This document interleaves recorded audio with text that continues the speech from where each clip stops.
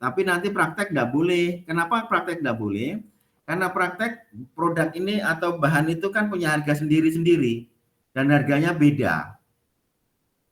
Cara berpikirnya sama, cuma di dalam perhitungannya mereka nanti harus sendiri-sendiri. Ya, contohnya ini kayak benang ini pada prinsipnya kan juga 3 komponen juga kan ini. Nanti kan dihitung sendiri-sendiri. Ini kalau ini kan semuanya pakai misal-misal kan. Jadi itu saya nangkep pertanyaan tadi, cuman yang jelas secara akademis boleh. Lagi ya, ini adalah pemahaman akademis. Nanti kalau sudah benar-benar teman-teman pengen bikin usaha itu, ya cara berpikirnya nggak begitu. Harus benar-benar praktek nyata, dihitung, apa itu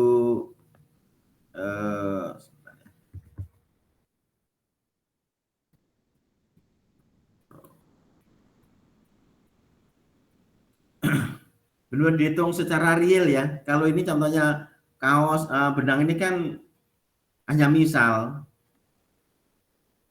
Jadi posisi saya di sini memberikan pola pikir. Jadi silakan teman-teman juga berimprove. Karena nanti kalau katakanlah kaos ini kan sebenarnya masih banyak item-item yang kurang. Bisa. Gimana Del? Jadi nggak bisa ini ya Pak, dikali yang kayak kemarin Bapak manual itu? Ya nggak bisa. Sekali lagi ya, kalau jadi manual bisa, boleh ya. Pemahaman manual bisa langsung dikali 3 gitu ya Pak, harus hitung satu-satu. Dihitung satu-satu, harus dihitung satu-satu. Kalau udah bisnis kan benar-benar nanti kan akan nyangkut uang yang akan kita keluarkan kan. Kalau masalah belajar kan kita masih bisa berimprove. Tapi kalau dalam nanti benar udah praktek, ini enggak boleh sembarangan. Semua item yang dibutuhkan dalam rencana produksi itu dihitung detail. Ya lagi ya, rencana produksi itu dihitung detail. Ini hanya masalah pemahaman akademis. Sekali lagi, akademisnya ya seperti ini, tapi nanti udah praktek pada prinsipnya ya sama, cuman nanti ada benar-benar detail banget gitu loh ya. Bisa jadi kain kaos ini hanya untuk satu warna, tapi kalau warna lain bisa jadi harganya berbeda, bisa jadi. Itu yang harus dipahami oleh kita semua, bahwa di dalam pola pikir ini ya, jadi teman-teman ambil pola pikirnya ya, jangan angka-angka di sini ya, tapi rule pemikirannya kan jelas. 18 ini kalau kita kembalikan nih, 18 kan turunkan di sini. Oke, biar ini tak kasih anak panah ya, biar kelihatan ya. Nah, 18 ini kan larinya ke sini. Jadi data ini saling kait-mengkait ya. Itu yang dimaksud. Oke, ada lagi pertanyaan? Ya, gimana Del? Pak. Nah, monggo. Kalau misalkan kita ingin membuat suatu produk, tapi nggak tahu bahannya dari, misalkan bentuk bahannya itu seperti apa. Nah itu kalau dikira-kira menurut kita sendiri bisa nggak Pak? Secara ilmu boleh ya, Del. Secara ilmu loh ya. Tetapi nanti kalau praktek, sekali lagi nggak boleh ya. Kalau praktek benar-benar kita harus sebelum kita melakukan produksi ini, nanti kan persiapan mau produksi itu kan lama. Lamanya kan ya misalnya ini produk baru lah gitu loh ya. Misalnya Delvi pengen bikin usaha produk baru. Kan Delvi harus tahu dulu material atau bahan pokoknya produk yang pengen diciptakan itu apa. Itu harus dicari dulu. Artinya di browsing atau cari-cari informasi. Kira-kira contohnya kalau di sini kan kaos ini atau kemarin di sekolah bangku itu kan triplek ini harus belinya dari mana? Apakah beli dari toko-toko apa itu material atau langsung ke pabrik? Itu nanti menjadi persoalan manajemen tersendiri. Sekali lagi Del, secara akademis pembelajaran boleh berimprove sendiri, Delvi memberikan harganya berapa. Tetapi kalau nanti benar-benar itu sudah diaktualkan, dipraktekkan, tidak boleh ya Del? Iya Pak, karena kemarin sebenarnya saya udah pembuatan helm. Nah kan saya searching di Google itu untuk yang kacanya, bahannya kan dari plastik ya Pak. Nah, bentukannya masih bentukan kayak sprinkle gitu, Pak. Nah, tapi pas saya tulis itu diibaratkan seperti papan tulis, jadi bisa dipotong gitu, Pak. Ya, Berarti tidak boleh ya, Pak? ya boleh. Nah itu namanya improve, Del. Ya harus memang manajemen harus banyak improve. Kan yang namanya material itu kan belum tentu sesuai yang kita inginkan, tapi material itu pada umumnya kan kalau misalnya helm berkaitan dengan kaca depannya itu kan terbuat dari akrilik. Akrilik itu dicetak oleh perusahaan akrilik itu kan bentuknya lembaran, belum berbentuk lengkung-lengkung helm. Nah nanti baru ada proses produksi untuk pembuatan kaca helm kan ada tersendiri. Jadi biar melengkung, biar mungkin ada benjolan-benjolan itu nanti ada proses produksi sendiri. Ya kayak contohnya kemarin kan kalau dalam hal bangku kemarin kan ada kebutuhan triplek. Nah triplek ini kan juga perlu kalau kita beli kan nggak mungkin langsung bentuk bangku kuliah itu. Tripleknya itu bentuknya nggak seperti itu kan. Jadi bentuknya masih lembaran triplek. Maka kemarin saya berikan edukasi dipotong kan. Nah kira-kira satu lembar triplek itu jadinya berapa gitu loh ya. Nanti kita catat. Nanti menjadi data gitu loh ya. Itu cara berpikirnya Del. Sekali lagi pada prinsipnya tergantung teman-teman mampu berimprove-nya seperti apa terhadap produk yang pengen dihasilkan. Itu kata kunci ya. Yang lain lagi, ayo. Dari materi ini nanti teman-teman bisa berimprove banyak ya. Mulai dari awal, ini nanti dalam konteks pemahaman akademisi teman-teman, kalau mau benar-benar pengen menjadi manajerial handal, ini harus konteks tujuan utama. Ini pun pada prinsipnya akan menjadi perdebatan tersendiri. Bagaimana cara menentukan laba? Angka. Kalau ini contoh kan saya bikin gampang aja, misalnya perusahaan menetapkan 500 juta. Karena 500 juta itu nanti juga ada alasan berpikir. Kenapa 500 juta itu ya? Tapi kalau perusahaan ini perusahaan baru 500 juta tidak punya dasar berpikir. 500 juta ini dasar pikirnya yang punya pengen aja. Yang punya usaha itu pengen sekian gitu loh ya. Itu kalau perusahaan baru. Tapi kalau nanti perusahaan sudah jalan, artinya sudah masuk tahun kedua, masuk tahun ketiga, itu nanti dalam penetapan laba ini ada dasar berpikir. Dasar berpikirnya apa? Data-data penjualan setahun yang lalu. Nanti jadi dasar berpikir. Dan kemarin saya juga udah ngomong bahwa untuk mengeksekusi atau menjadikan uang real atas tujuan utama ini kan kerjanya marketing. Nah, marketing kemarin saya udah ngomong bahwa cara kerja marketing pertama kali harus mempunyai pemahaman ilmu mapping atau pemetaan wilayah. Ini yang kemarin saya berikan. Jadi itulah nanti yang harus teman-teman terus dari Anda membaca ini aja, itu nanti Anda bisa berimprove kemana-mana. Tergantung teman-teman ini penalarannya udah sejauh mana. Ini yang harus teman-teman latih ya. Dengan membaca materi ini, itu sekaligus Anda bisa berpresentasi. Anda bisa mengupas kok tujuan utama perusahaan dalam hal laba. Karena nanti dalam realnya lagi, setelah laba diperoleh, artinya angka 500 juta ini nanti kan dalam konteks perusahaan ini akan dinikmatin siapa? Setelah perusahaan dapat untung ini, keuntungan ini mau dikemanain gitu loh ya. Ini nanti ya, makanya tadi ada pembahasan bahwa keuntungan itu nanti ada manajemen tersendiri. Karena keuntungan ini secara umum itu pemilik pasti menginginkan. Dari angka 500 juta ini berapa persen nanti akan masuk ke kantongnya pemilik. Uang ini kalau dalam konteks uang 500 juta ini kan masih di dalam manajemen perusahaan. Nah, kegunaan uang atau keuntungan yang diperoleh itu mau dikemanain, itu nanti sekali lagi harus ada pemahaman manajemen khusus. Artinya lewat rapat para direktur. Keuntungan yang diperoleh ini Misalnya 10% kembali ke pemilik dalam bentuk dividen. Lagi 10% lagi kembali ke karyawan dalam bentuk family gathering. Itu adalah fungsi cara berpikir budgeting berkaitan dengan manajerial. Oke, sampai di sini ada pertanyaan? Bapak, saya izin bertanya, Pak. Ya, ya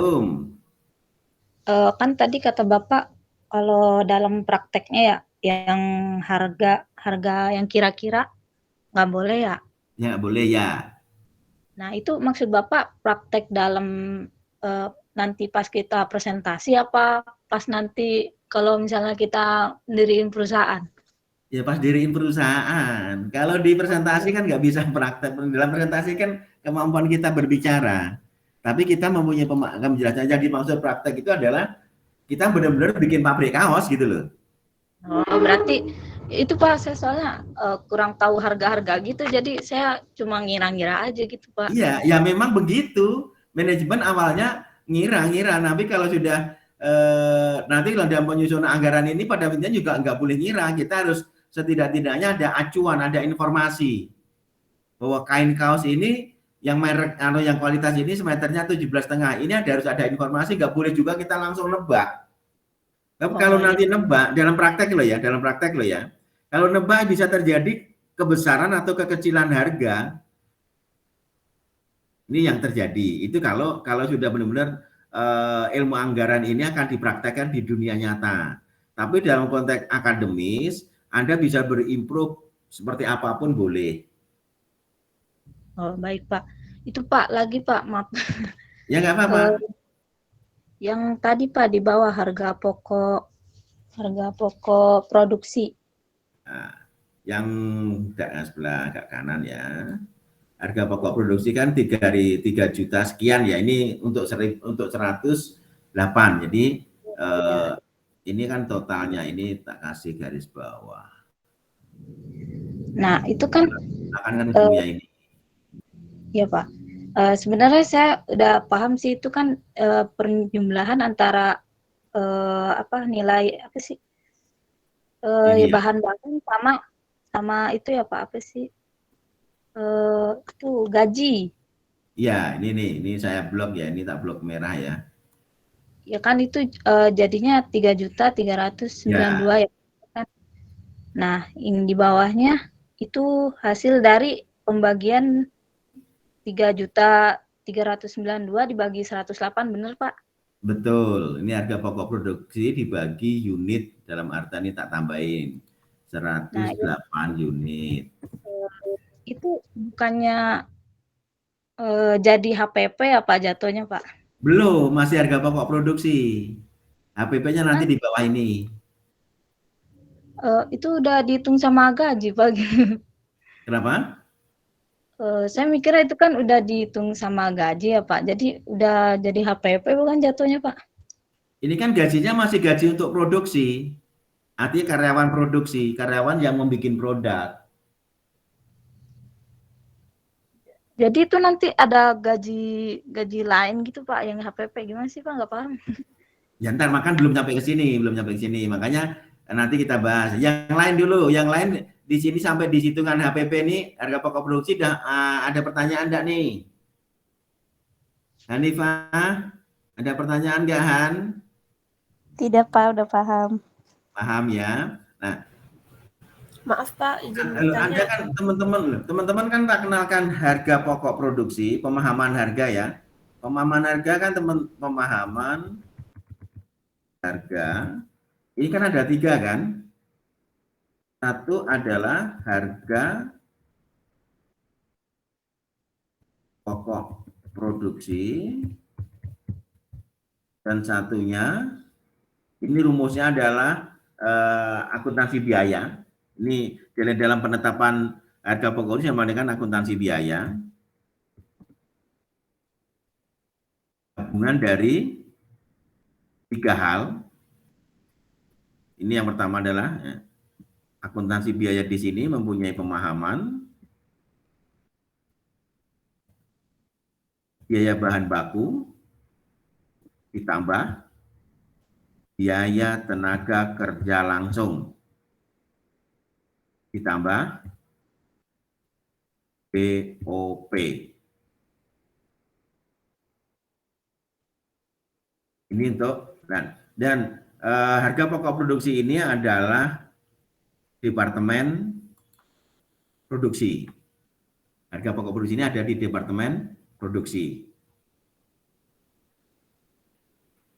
Pemahaman harga, sekali lagi harga pokok produksi ini ada dalam prakteknya nanti ada di departemen produksi. Yang kedua adalah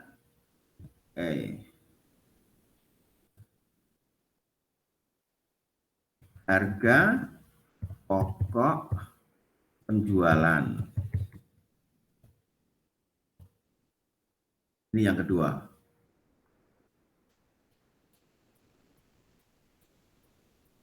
Harga pokok penjualan ini atau saya beri kurung HPP.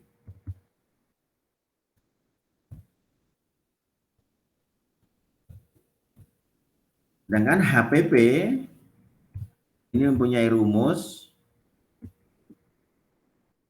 harga pokok produksi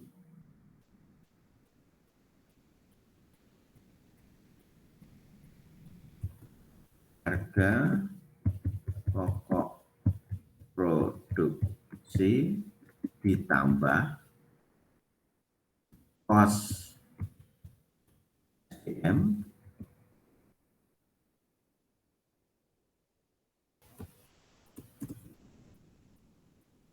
ditambah kos money.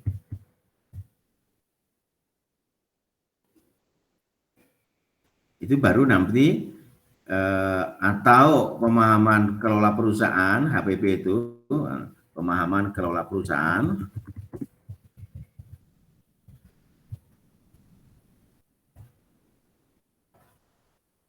HPP adalah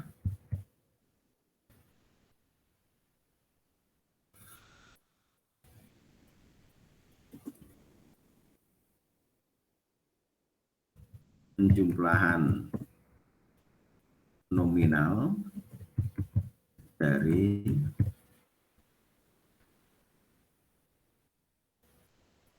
konsep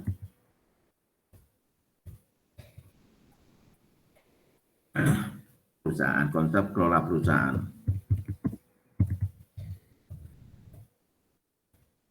Atau di sini punya pemahaman HPP sama dengan nominal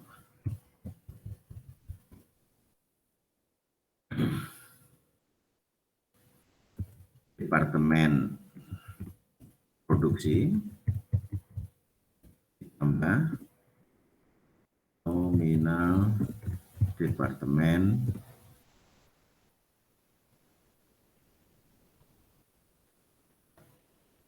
SDM ditambah nominal departemen money. Ini yang dinamakan harga pokok penjualan. Kalau di contoh ini adalah ini. Ini teman-teman kan kemarin saya memberikan pemahaman. Kalau kita bicara perusahaan, minimalkan perusahaan ini harus dibagi menjadi 3 kelompok besar. Kelompok besar pertama adalah keuangan, SDM, dan produk. Nah, dalam konteks pemikiran anggaran, untuk penetapan harga pokok produksi ini nanti susunannya ada bahan baku, tenaga kerja, dan BOP. Nah, di sini kan tenaga kerja yang dimaksud Delvi tadi, tenaga kerja ini baru tenaga kerja untuk departemen produksi Del. Nah, untuk yang masuk kedua, keberadaan cost SDM dan cost money ini kan belum masuk. Kalau di sini ini pun masih sebenarnya kalau kita detailkan masih banyak kekurangan, terutama di sini. Emang karyawan perusahaan cuma 2? Nggak mungkin kan? Nggak mungkin gitu loh ya. Ini cuma cara berpikir. Karena nanti kenyataan karyawan itu kan banyak. Nah, semakin banyak karyawan nanti, di sini dalam konteks produksi, yang kita sebutkan di sini aja karyawan yang benar-benar membuat produk. Kira-kira keberadaan 2 karyawan ini perlu atasan nggak? Delvi, Umi? Perlu, Pak. Perlu kan? Berarti kan nggak hanya 2 kan berarti? Iya, Pak. Terus atasan itu punya pimpinan puncak nggak? Punya. Di dalam konteks perusahaan itu di sana karena manajemen terendah itu kan leader atau kepala produksi atau kepala line produksi. Di atasnya itu ada nanti supervisor. Yang setara dengan supervisor ada namanya adalah maintenance. Karyawan yang kerjaannya perbaikan mesin. Dalam konteks produksi, di luar 2 orang karyawan yang membuat, contohnya yang bikin kaos, itu nanti masuknya ke sini ya, masuknya ke BOP ya. Karena di dalam konteks akuntansi biaya, teman-teman kenal kan biaya tenaga kerja tidak langsung? Masih ingat nggak? Hanifah? Umi? Di dalam akuntansi biaya masih ingat nggak? Biaya tenaga kerja, di sana ada biaya yang namanya biaya tenaga kerja tidak langsung, masih ingat nggak? Kalau udah lupa sekarang saya ingatkan bahwa di dalam konteks di divisi SDM ada karyawan, di divisi atau di departemen SDM ada karyawan, di departemen produksi ya ada karyawan, dan di departemen keuangan juga ada karyawan. Jadi jangan terkecoh. Walaupun di sini udah ada karyawan, siapa tadi? Delvi yang tanya ya. Iya, Pak. Walaupun di sini udah karyawan, tapi ini karyawan baru untuk produksi ya, Del. Iya, Pak. Karena di SDM, di departemen SDM itu kira-kira ada karyawannya enggak, Del? Ada, Pak. Di departemen mana ada karyawannya enggak? Ada. Nah, kira-kira kalau di departemen SDM dan departemen ada karyawan perlu digaji enggak? Perlu, Pak. Nah, makanya di sini nanti dihitung. Dihitung sendiri di sini. Berarti untuk penjumlahan dari semua biaya biaya produksi perharinya itu mencantumkan kos SDM sama kos money juga, Pak. Pasti. Kalau kita udah bicara harga pokok penjualan pasti melibatkan 3. Kos produksi, kos SDM, dan kos money. Kan intinya itu. Harga pokok produksi itu kan kos produksi kan. Jadi ini HPP.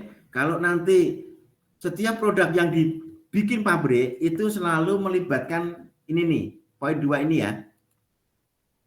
Jadi semua kalau perusahaan menghasilkan produk selalu akan melibatkan 3 departemen di dalam penghitungan harga produk yang dijual.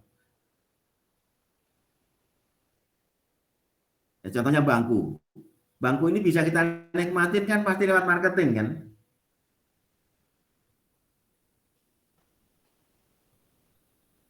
Iya, Delvi, Pak. kira-kira misalnya Anda punya laptop itu sampai tanganmu lewat marketing nggak? Lewat marketing pastinya, Pak. Nah, berarti kalau lewat marketing, otomatis marketing ini oleh perusahaan digaji nggak? Digaji. Nah, ini yang harus dipikirkan bahwa setiap produk yang dibikin perusahaan selalu melewati pemahaman 3 harga. Yang satu harga pokok produksi, yang 2 harga pokok penjualan, dan yang ketiga nanti adalah harga jual. Pak, Harga jual, kenapa? Untuk yang manajer marketing itu kan kalau menurut mapping itu kan ada 4 wilayah ya, Pak. Berarti harus ada 4 itu dong, 4 manajer marketing. Kalau perusahaan sudah besar ya. Jadi ini ya, Oke, ini sebelum ke situ saya nambahkan dulu bahwa di dalam konteks memahami budgeting Anda harus memahami pemahaman harga. Jadi pemahaman harga ini dibedakan dalam 3 hal. Pemahaman harga, saya tambahkan ya, pemahaman harga dibedakan dalam 3 perkara. Yang satu adalah perkara berkaitan dengan harga pokok produksi. Yang kedua adalah perkara harga pokok penjualan, dan yang ketiga adalah tambahin perkara harga jual. Oke, ini saya tambahkan biar sini adalah perkara atau masalah ya. Diberikan dalam 3 masalah, 3 pemahaman. Pemahaman harga diberikan dalam 3 perkara. Perkara harga pokok produksi, ini saya tambahkan kata-kata perkara. Sini juga kita tambah kata perkara.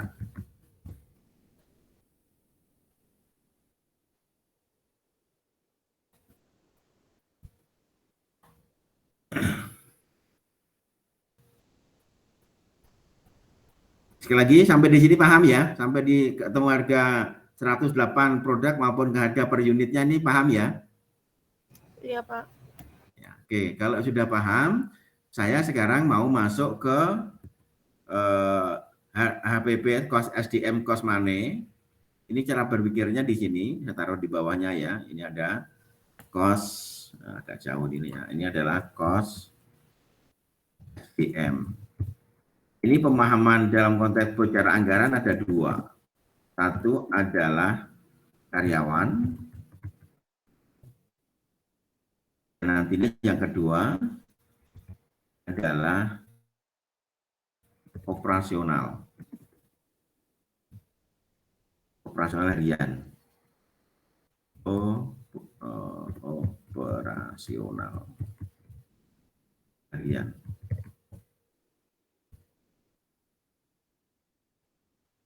Kalau kita bicara cost SDM, nanti cara berpikir manajemennya bahwa di departemen SDM ini pasti ada karyawannya dan pasti ada biaya atau operasional harian. Dan nanti dalam praktek nyatanya silakan nanti dihitung ini. Karyawan SDM itu berapa, operasional hariannya kira-kira masuk, yang dimaksud operasional harian itu begini contohnya. Kalau di ruang kita bahas adalah SDM, maka di ruang SDM itu pertanyaannya, pertama, secara karyawan dulu misalnya ada 5 ya, nanti kan kita tulis 5. Nah sekarang kita ke operasional harian. Teman-teman yang bekerja di SDM atau sebanyak 5 orang tadi, dari hari kerja pagi sampai sore, perlu minum nggak? Perlu. Nah, perlu minum. Dalam kerjaannya dia memerlukan alat tulis tidak? Perlu. Minum, alat tulis dan lain sebagainya, kira-kira dibeli atau tidak? Dibeli dong, Pak. Artinya ada nilainya kan? Ya. Ada nilainya. Nah, itu nantinya akan dihitung dalam konteks cost EDM dalam artian hal-hal yang terkait di dalam setiap departemen itu. Kalau karyawannya misal di sini ya, misalnya di sini saya isi misal 5 orang.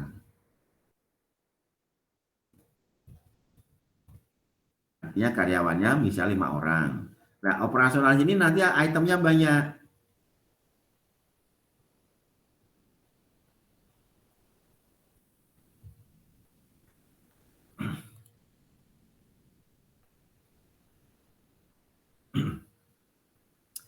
Yang secara umum ada di setiap ruangan pasti sudah bisa dipastikan adalah listrik.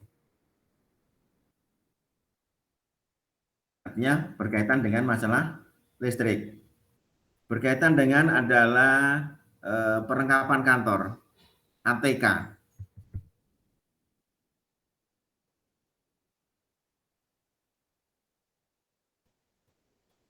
Listrik ATK bisa ditangkap? Bisa, Pak. Bisa, Pak. Setiap departemen itu pasti ada biaya operasional harian yang melekat di ruangan masing-masing. Itu bisa dicari dengan membagi-bagi gitu ya.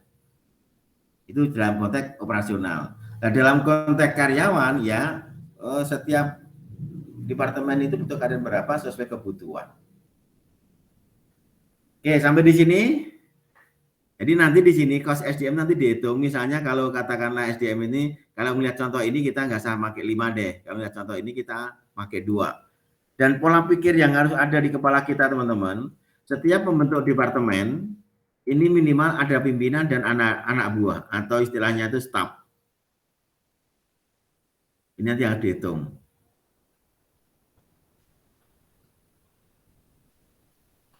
Jadi untuk perusahaan baru,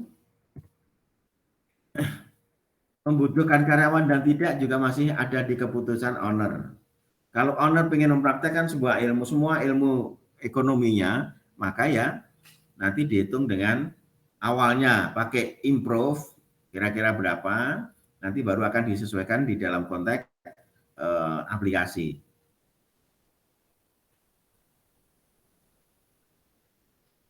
Oke, sampai di sini bisa dihitung, bisa dimengerti teman-teman?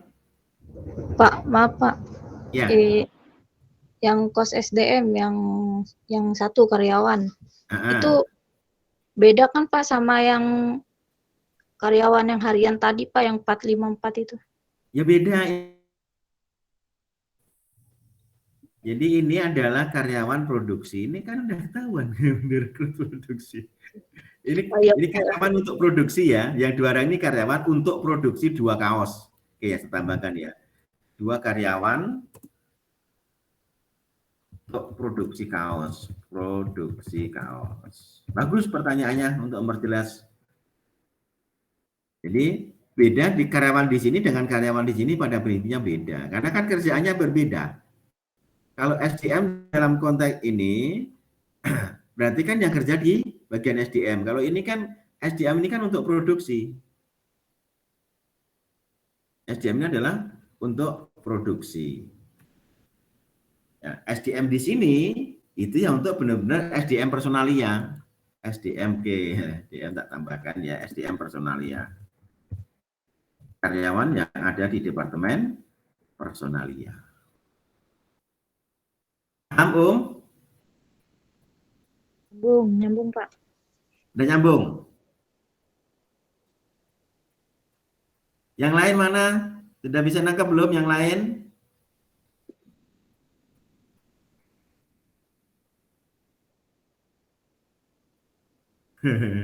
Wani bayar piro?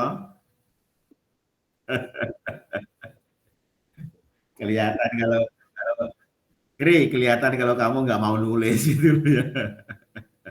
Pak, itu Nah, oke ya, saya lanjutkan ya ini. Kalau sudah mempunyai pemikiran bahwa di cost SDM sebenarnya ada kajian 2, ya nanti kita hitung dengan cara yang sama di atas. Anggaplah di sini misal lagi nih, penjabarannya misal. Ini penjabarannya pakai kata misal lagi. Misal, gajinya di SD. Kenapa? Zoom-nya akan mati 5 menit lagi, Pak. Akan disambung apa tidak, Pak? Maunya disambung nggak? Disambung. Terserah Bapak. Wani piro sih nyambung ki?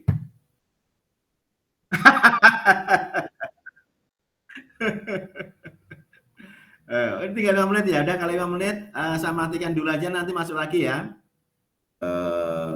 Tanda tanyanya tak taruh di luar ya. Ini adalah tanda tanya tak taruh di sini.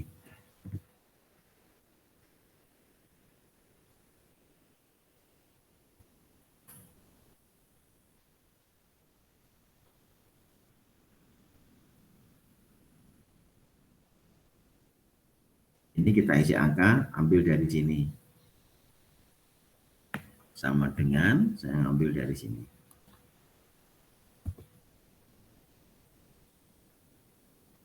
Nah, nanti cost as money juga sama.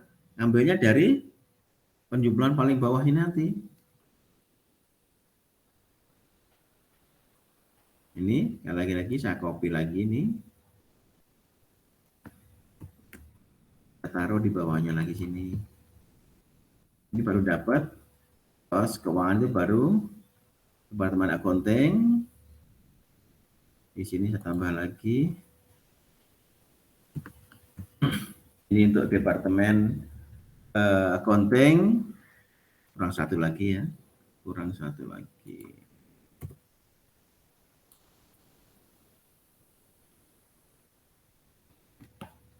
Departemen accounting, ini adalah departemen marketing,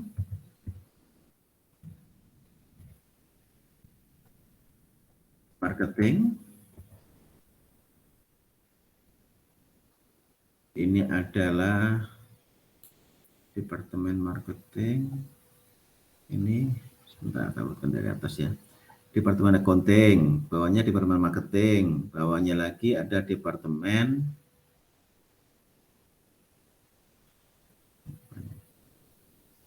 accounting.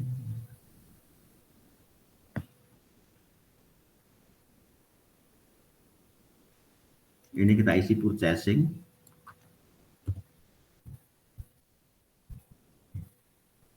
Atau pembelian.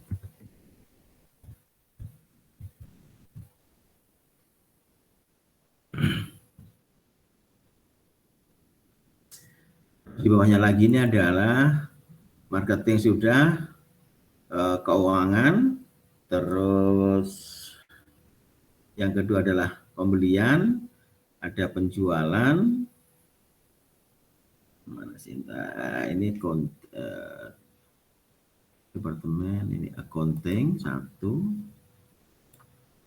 marketing 2, 3 purchasing, 4 di sini adalah ini kopinya kelebihan. Ya, warehouse ya, departemen warehouse, logistik.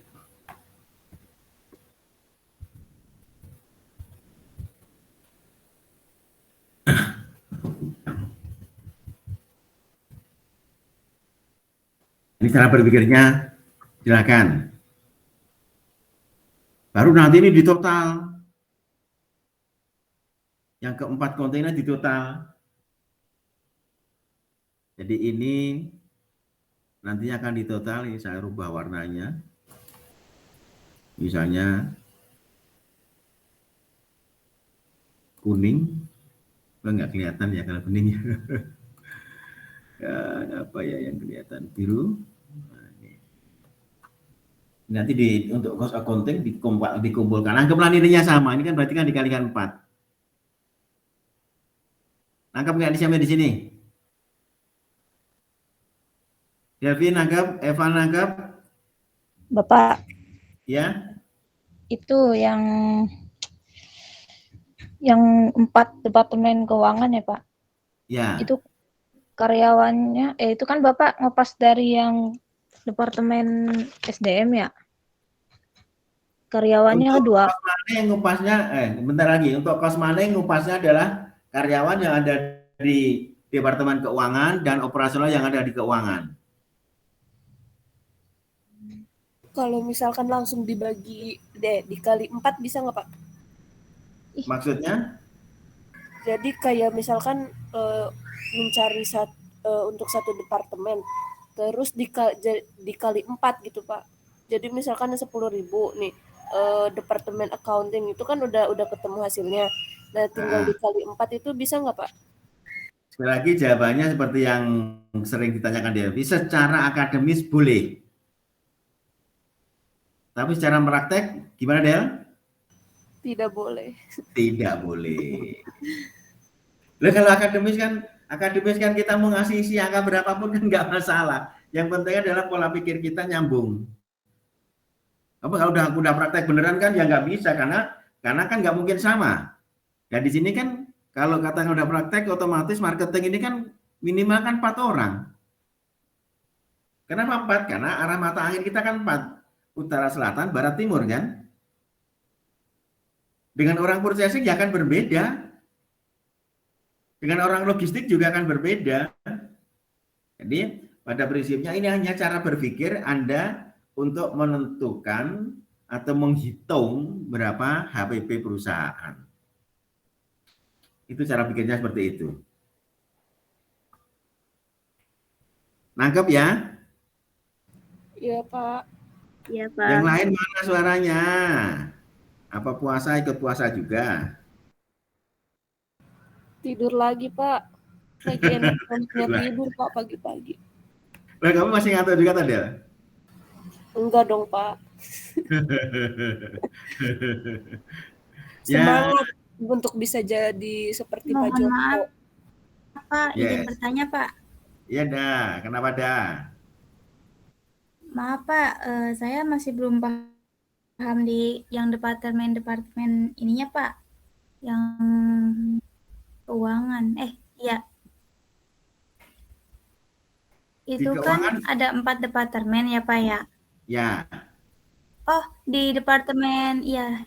Itu kan ada 4 departemen ya, Pak. Jadi Yes. orangnya itu tetap itu-itu aja atau gimana, Pak?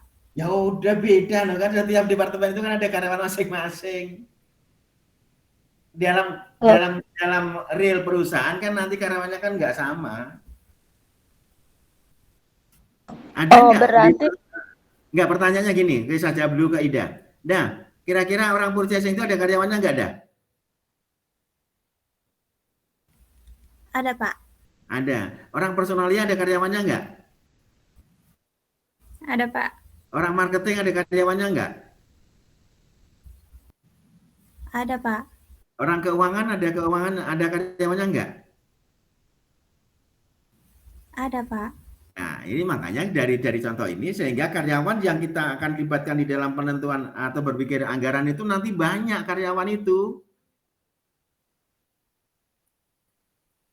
Nangkep ya? Karyawan kan karena Oh, berarti setiap nggak cuma departemen 2, Pak. bukan hanya 2 untuk rangkap kemana-mana, nggak boleh.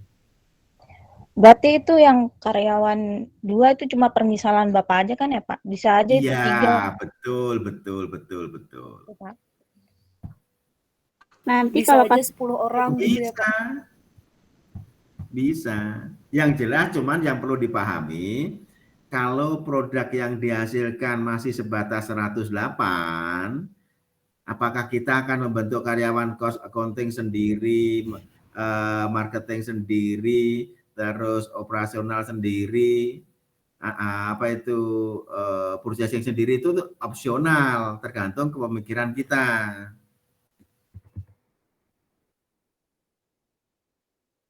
Paham ya?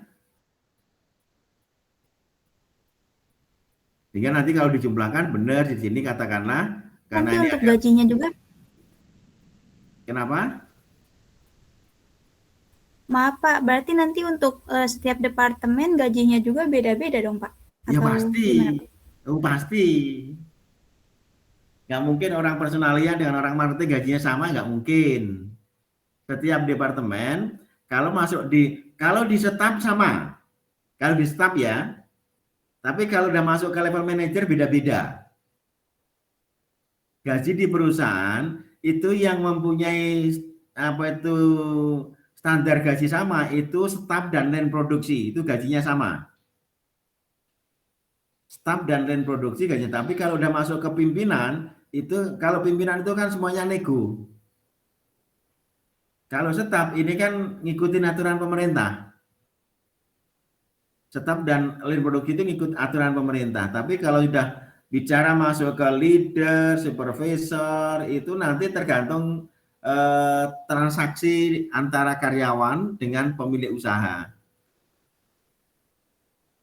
Itu yang membedakan. Kenapa gaji di perusahaan itu nggak sama ya? Karena itu posisi jabatan ini akan membedakan besar kecilnya apa itu imbalan yang akan diterima semua orang yang berstatus karyawan. Oke, ada lagi pertanyaan? Maaf Pak, itu kan Bapak kan tadi kan yang Kosmone kan angkanya kan dari kos SDM personalia ya Pak. Apakah bisa nggak nilainya diganti, maksudnya dirubah nggak 15 juta gitu? Ya bisa saja, kan gajinya beda-beda. Berarti itu sesuai keinginan kita ya Pak? Dalam konteks belajar atau dalam konteks praktek? Dalam konteks belajar. Dalam konteks belajar sesuai kita, sesuai persepsi kita. Tapi dalam konteks praktek ya kita enggak. Kalau konteks praktek artinya perusahaan beneran, kita gajinya kan kalau yang line produksi dan staff ini kan UMR, standarnya adalah UMR. Tapi kalau sudah level manajerial itu kan nggak ada standar. Adanya adalah hasil nego. Kenapa di level manajerial itu selalu ada nego? Karena tugas dan tanggung jawabnya lebih berat dibanding staff dan produksi. Kenapa lebih berat? Karena dia akan bertanggung jawab berhasil dan tidaknya. Kalau yang line produksi itu dia nggak mikir dalam konteks pekerjaannya. Pokoknya saya setiap hari harus membuat produk sekian dengan SOP sekian, selesai. Karena pikiran teman-teman yang ada di line produksi hanya seperti itu. Tapi pikiran mereka-mereka yang ada di posisi manajerial ini akan berbuntut panjang. Atas kerjaan line produksi ini akan berbuntut panjang. Ini yang harus dipahami teman-teman yang belajar ekonomi, mengerti perusahaan dalam konteks pengelolaan perusahaannya secara benar seperti ini. Oke, ada pertanyaan lagi? Pak, Ya. Pak. Kalau dalam praktek perusahaan itu lebih besar gaji SDM atau keuangan, Pak? Ya keuangan. Dalam praktek gaji itu yang paling besar itu keuangan. Baru produksi, baru SDM itu kecil ya. Baik, Pak. Terima kasih. Oke. Yang lain? Bapak mau nanya. Bapak, Ya, siapa nih? Umi apa Hanifah nih? Ya udah Umi dulu deh, Pak. Hanifah duluan. Ya, wis pokoknya rebutan. Saya dulu deh, saya Hanifah, ya Hanifah. Hanif. Ini untuk nanti presentasi kita itu kita harus benar-benar kayak perusahaan apa kayak masih bisa ngasal gitu, Pak? Ya, yang ngasal nggak apa-apa, tapi yang penting rule ceritanya ini berdasarkan data-data yang dibikin masing-masing. Oh, iya, oke, Pak. Ya, seolah-olah Hanifah itu membayangkan kamu misalnya punya perusahaan bakso gitu loh ya. Ya, Hanifah harus tahu secara dalam akan usaha itu sehingga nanti kamu mampu menjabarkan ilmu-ilmu yang akan diterapkan di usaha bakso itu. Oke deh, Pak. Ayo Umi, apa Yang itu Pak, kan keuangan tadi, yang keuangan ada membawahi manajer keuangan, penjualan, pembelian, sama logistik ya Pak? Ya. Itu kan masing-masing ada dua karyawan kan, tiap keuangan, penjualan gitu-gitu kan Pak? Minimal pemikiran manajemen begitu. Ya. Nah itu dua karyawan itu sama itu kehitung karyawannya doang apa karyawan apa gimana sih gini, dua karyawan itu cuman karyawan doang apa sama atasannya gitu kan? Itu kan keuangan itu ada atasan juga kan Pak gitu. Gimana Di sih? dalam contoh yang saya berikan di sini, asumsi kenapa kos personalia, kos wanita isi 2 ini, setiap departemen ini pasti punya minimal berpikir manajerial, setiap departemen itu minimal 2 orang. Satu berposisi menjadi manajer, satunya berposisi menjadi staf. Oh, berarti itu udah sama manajernya ya Pak ya? Iya, pemahaman manajerialnya ya. Jadi setiap departemen ini saya berikan 2 orang ini pemahamannya adalah staf. Itu pemahaman akademis. Tapi nanti kalau udah pemahamannya itu tinggal nanti stafnya mau diisi berapa itu nanti tergantung kebutuhan perusahaan. Oke Pak. Terima kasih Pak. Pak, mau nanya lagi, Pak. Oke nih, apa? Ya, boleh gak Bapak ngejelasin tentang kayak urutan gaji yang paling atas tuh apa aja, misalnya kayak gaji keuangan, gaji SDM, biar nanti presentasi kita kayak udah tahu urutan gaji-gaji yang terbesarnya, Pak. Dalam konteks struktur organisasi, gaji terbesar dalam setiap departemen itu selalu manajer. Oke, kalau dari atas ya, kemarin kan teman-teman saya berikan struktur organisasi perusahaan ya. Paling atas kan owner. Owner itu nggak terima gaji. Yang nomor 2 adalah komisaris utama. Komisaris utama ini adalah gaji paling gede. Di bawah komisaris ada direktur utama. Ini gede nomor 2. Di bawah direktur utama ada direktur. Posisinya akan turun-turun. Misalnya dibedakan 1 juta dari 10 nanti akan ketemu. Misalnya adalah komisaris utamanya sebulannya 10 juta. Direktur utamanya 8 juta. Direkturnya adalah 7 juta. Ini di dalam pola pikir perusahaan memberikan nilai gaji antara gaji yang mereka terima itu ada yang berbeda-beda itu karena itu. Nangkep ya? Oke, yang lain mana ya? Yang lain. Pak. Ya enggak apa-apa yang nanya kamu bertiga enggak apa-apa, anggap aja yang lain itu penumpang. Itu kan Bapak itu yang di contohnya yang setiap karyawan 2 orang kan itu kayak disamain gitu Ya. Pak, bukan kata Bapak kalau manajer tuh beda kan ininya gajinya. Nah ini kan cuma akademis kan enggak, kalau mau akademis tak dibikin rinci nanti satu. Kenapa enggak saya gabung-gabungan? Ini kan cara berpikir aja.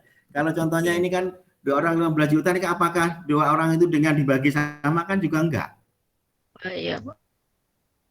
Paham ya Pak. Nah ya kan 15 juta ini bisa jadi manajernya 10 juta, stafnya 5 juta kan bisa. Tapi dalam konteks gaji, yang jelas sih gaji terbesar dalam sebuah perusahaan ini yang paling besar adalah komisaris utama atau presiden direktur. Terus yang kedua adalah direktur utama. Terus yang nomor 3 adalah direktur. Yang nomor 4 adalah manajer. Yang nomor 5 terus turun-turun ke bawah sampai jabatan terendah yaitu line produksi. Itu aja. Dan mereka gajinya selalu berbeda-beda. Waktu tinggal 9 menit. Ada pertanyaan lagi? Saya Pak, Ya. untuk rules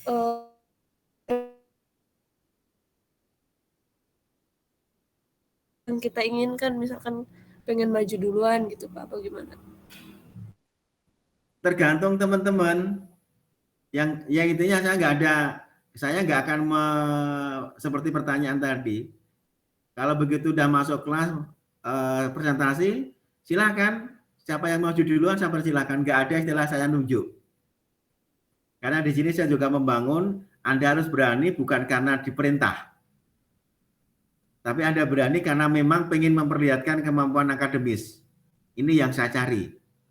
Kalau ditunjuk itu, kalau kemarin-kemarin kan ditunjuk itu kan hanya mencoba untuk memberikan contoh.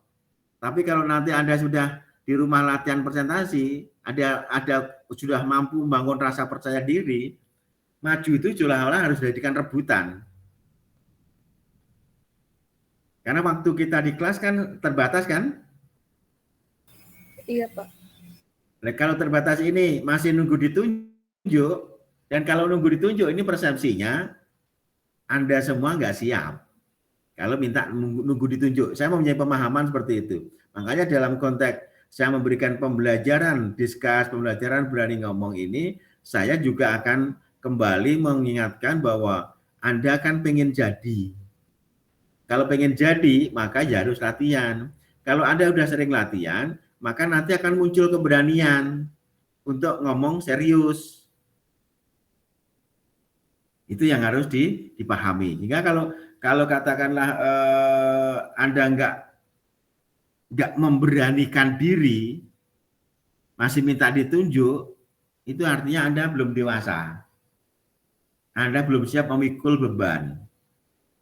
Tapi dari 2 tahun yang lalu Anda sudah memutuskan, saya harus belajar siap dewasa. Siap mengatasi problem-problem pribadi dengan kekuatan pribadi. Kalau dengan kekuatan pribadi nggak mampu, baru Anda boleh teriak-teriak kemana-mana. Tapi teriak-teriak kemana-mana ini juga harus tidak asal teriak. Carilah relasi-relasi atau teman-teman yang benar-benar mampu mensupport Anda. Itu ada lagi?